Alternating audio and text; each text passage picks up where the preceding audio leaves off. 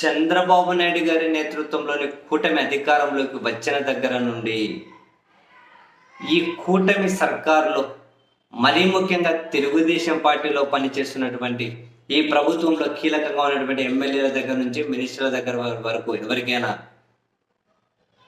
ఈ లేయర్ ఏదైతే ఉంటుందో, అంటే మినిస్టర్ అయితే ఉంది, ఎమ్మెల్యే అయితే ఉంది, మరొకరైతే ఉంది, ఇందులో ఒక సామాజిక వర్గానికి సంబంధించిన వాళ్ళను తెలుగుదేశం పార్టీ అనుమానిస్తుంది అని, ఒక సామాజిక వర్గం వాళ్ళు ఏదైనా ఒక తప్పు చేసినా దాన్ని టీడీపీ మీడియా కూడా హైలైట్ చేసుకుంటూ చంద్రబాబు గారు కూడా, సీఎం గారు కూడా వాళ్ళ మీద అక్షింతలు వేసే విధంగా, వాళ్ళ మీద సీరియస్ అయ్యే విధంగా వాటిని ప్రొజెక్ట్ చేసుకుంటూ వస్తూ ఉన్నారని, సో దట్ తెలుగుదేశం పార్టీలో అంటే ఉన్నటువంటి ఒక సామాజిక వర్గం ఒక అభద్రతా భావంలోకి వెళ్తున్నారు అనే అంచనాలు, విశ్లేషణలు కొన్ని రోజులుగా ఉన్నాయి. ఆ సామాజిక వర్గం ఏదో జగన్మోహన్ రెడ్డి గారికి ఫేవర్గా ఉంటుందనో, జగన్మోహన్ రెడ్డి గారిని ఆ సామాజిక వర్గం ఓన్ చేసుకుంటుందనో, ఇటువంటి అంచనాలు ఉన్నాయి. ఈ క్రమంలో తాజాగా నేను సాయంత్రమే ముఖ్యమంత్రి చంద్రబాబు నాయుడు గారు మాట్లాడిన మాటలు చూస్తే బహుశా ఇప్పటి వరకు వెలువడిన అంచనాలు, వెలువడిన విశ్లేషణలు నిజమేనేమో అని అనిపిస్తోంది. చంద్రబాబు సార్ ఏమంటారు? అసలు ఒక ముఖ్యమంత్రి ఇలా మాట్లాడొచ్చా?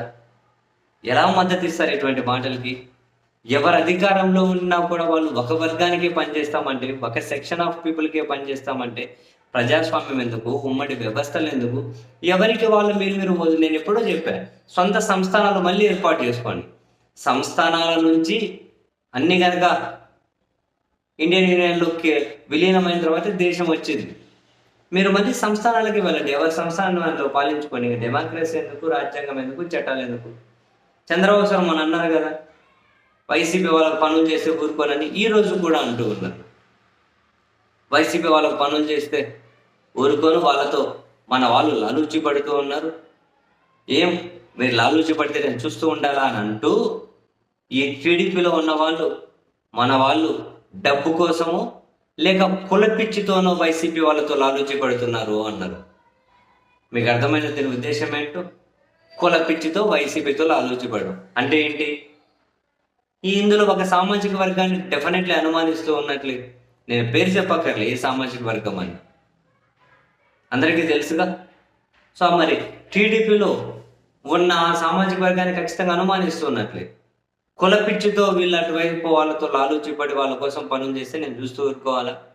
వాళ్ళకి పనులు చేయకూడదు, ఎన్డీఏ కూటమి పార్టీలు ఎవరైతే ఉంటారో వాళ్ళకే పనులు జరగాలి అంటున్నారు. ఒక ముఖ్యమంత్రి ఇంత very very very very last step వరకు వచ్చి ఇంకా అసలు ఏ ముఖ్యమంత్రి ఇటువంటి వ్యాఖ్యలు చేయకూడదు. ఏంటో ఈ మధ్య పాలకులకు ఫ్యాషన్ అయిపోయింది. కులాల గురించి డైరెక్ట్గా మాట్లాడతారు, మతాల గురించి డైరెక్ట్గా మాట్లాడతారు. ఏదో మనం 50% మనం ఓటు బ్యాంక్ సిద్ధం చేసుకుంటే చాలు, మిగిలిన వాళ్ళు ఎట్లన్నా పోనీ అని ప్రతిదీ కూడా రాజకీయ కోణంలో చూస్తే వీళ్ళు సమాజాలను, రాష్ట్రాన్ని, దేశాన్ని ఎంత దారుణమైనటువంటి ప్రమాదకరమైన మలుపుల్లోకి తీసుకెళ్లి పడేస్తూ ఉన్నారు. ఇంత దారుణం అంటే పాలకులు ఇలా మాట్లాడటం ఏంటి? ఒక సెక్షన్కి మేలు చేయని మాట్లాడడం ఏంటి? అయినా కూడా జనాలు అటువంటి వాళ్ళకు మద్దతు ఇవ్వడం ఏంటి? అయినా కూడా క్లాప్స్ ఒకటి స్వాగతించడం ఏంటి? ఇంత దారుణమైన జనాల మధ్య మనం ఉన్నామా? పాలకుల మధ్య మనం ఉన్నామా? ఇలా మాట్లాడతారా డైరెక్ట్గా? సరే, వాళ్ళ పార్టీ వాళ్ళకి వాళ్ళు మేలు చేసుకోవాలని చెప్పి లోపల ఉంటుంది. కనీసం మొహమాటానికైనా మనం ముఖ్యమంత్రి అలా మాట్లాడకూడదు అన్నది తెలియదా?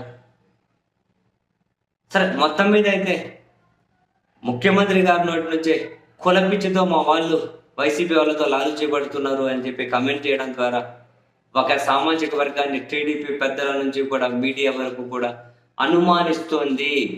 వాళ్ళని అనుమానపు చూపులతోనే చూస్తూ ఉన్నారన్నది అయితే తేట తెల్లమైనట్లే. అది చాలా ప్రస్ఫుటంగా కనిపించింది ముఖ్యమంత్రి గారి వ్యాఖ్యల్లో.